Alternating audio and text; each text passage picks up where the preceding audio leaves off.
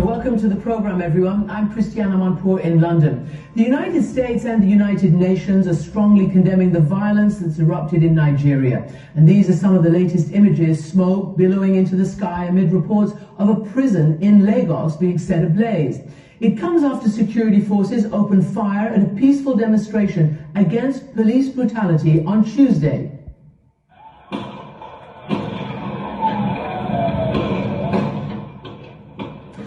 Witnesses and Amnesty International say at least 12 demonstrators were killed in Lagos, which is Africa's most populous city. And across the country, Amnesty says a total of 38 have been killed on Tuesday alone. But the Lagos state governor denies there were any deaths. This brutality in one of Africa's biggest cities comes amid a global uprising for justice and equal rights. And powerful voices from Joe Biden to Beyonce have joined in denouncing this violence. Activist and renowned rapper Folarin Falana, better known by his stage name Falz, led one of the first protests 2 weeks ago, and he's been taking part ever since. And he's joining me now from Lagos. Falz, welcome to the program. We're coming to you because you've obviously got, the pulse of the people. You've got 7 million Instagram followers, and you have been organizing some of these protests and joining in. Can you tell me how this all started? What turned this city into violence? Wow, it's really crazy for everyone out here. It's a horrible time.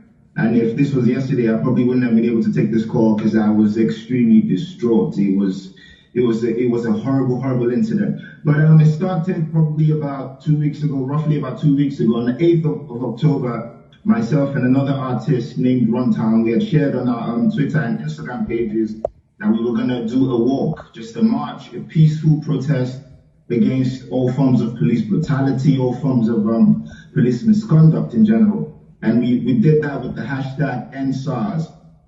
The hashtag was already in existence. This is something that was already a big thing on social media, but no one had actually gone ahead to do a physical protest. So we decided to take that extra step. So we went out on the 8th, I think it was a Tuesday. We went out and probably were expecting maybe around about 50, 100 people, but probably got around about 2,000 people or so that came out on that very day. And it was huge. We did a march to a police station which has some high-ranking officers here in Lagos, and we handed in a petition just saying that the youth as a group were very, very unhappy with the way things were going, and we were really furious about police brutality, police harassment, police extortion, and enough is enough. Basically, everyone was standing up. Everyone was lending their voice to this particular cause. So from that day up until now, back to back, it's been a different state in the country, because there's 36 states in total. Right. But apart from that very one on that day, we didn't even have to call for people to come out in other states. Everyone just trooped out, on their own. It's been crazy. It's been really crazy. Falz? Yeah. Let me just interrupt you a bit, because I just want to ask you so that our viewers are clear. #EndSARS is the hashtag, and it's the movement. SARS, for everybody to understand, is a special police unit, right? It's a special anti-robbery squad. What is it about them? And apparently they're not in uniform, they're plain clothes, and for years you have been protesting against them. What is it that you're actually protesting? What do they do? It's all forms of violence. It's all forms of brutality, and the offenses that they're supposed to be protecting us against is pretty much the offenses they end up committing. The SARS stands for State Anti-Robbery Squad, but they're committing the armed robbery, because we hear about numerous cases where they stop young people just because you look fresh, just because you look young and you look like you're making a lot of money. They'll stop you, they'll harass you, they'll go through your phone, and sometimes they search for messages from your bank, for example, so they can see your bank account balance. And when they do that, they drive you to an ATM, get you to withdraw money, and you know, before they let you go, if they can't get money off you, they lock you up. We hear about several cases where they locked people up and those people disappeared because they were eventually killed. So it's really crazy. If you're not as lucky when you encounter them, they could shoot you on the spot. It's all forms of violence. They beat people up. They torture people. They murder. They commit armed robbery. It's everything. It's everything. And there have been so many cases. Let me just ask you a question. Let me ask you a question, because you're right. This has been going on since about 2017. Now, as you know, the state governor in Lagos has denied that there were any deaths, although despite video, despite Amnesty International and eyewitnesses, the Nigerian military, or at least a wing of it, the army has said is fake news, and they don't believe it. But here's what your president has said, because to an extent he says that he's heard you, and these forces should have been off the street, he says. Can we just play a little bit from his speech?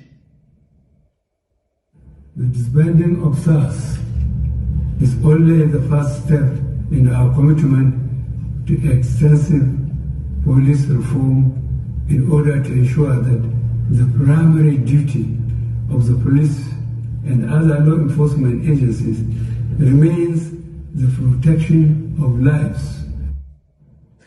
Falz, what do you make of that, and how much stock do you put in the pledges for police reform?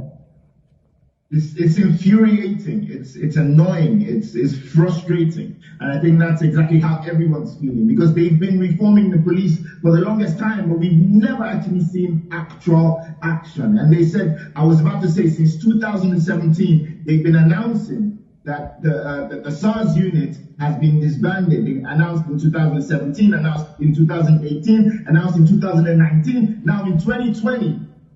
After we started these protests, they announced again, and in the same breath, announced that they were replacing that unit with a new unit called the Special Weapons and Tactics Unit. And it's just, they just think we're stupid, because you're literally just renaming this unit and expecting us to say, oh yeah, wow, that's great. Can I ask you something? It's insensitive. I want to ask you what you're demanding, but first I want to ask you, because you alluded to, the stressful situation and the lack of safety. There are a lot of young people who we've reached out to, a lot of people who are very upset and very, like you, but didn't want to appear on camera because they're afraid for their lives. Are you afraid for your own safety? I'm not afraid for my life. I'm not afraid for my life, because where we are right now, I feel like I could easily die by anything else anyway. There's a sheer, I don't even know where to start from. We have non-existent healthcare, for example. We have a seriously high level of poverty. There's unemployment. We're in a critical state because of how much corruption and just mismanagement of funds that we continue to see on a daily basis. So if I don't come out to sort of complain about the state of things, I could sit down and I could have an accident on my way to work or something, and I could die as a result of that, because the state of the healthcare is nothing to write home about. We don't even have proper hospitals. Our hospitals aren't well equipped. People have to travel abroad to get proper healthcare, and every Nigerian, and we keep on saying this, every single Nigerian is one sickness away from passing away. So what kind of life am I living anyway? Like, why should I be afraid of dying? I'm gonna die anyway, so what's the point? Falz, let me ask you, because some of the things you're saying resonate quite strongly with what's happening in the United States, certainly the racial uprising for justice, and obviously the need for equal health care and the like. And it's playing very heavily into the presidential election right now.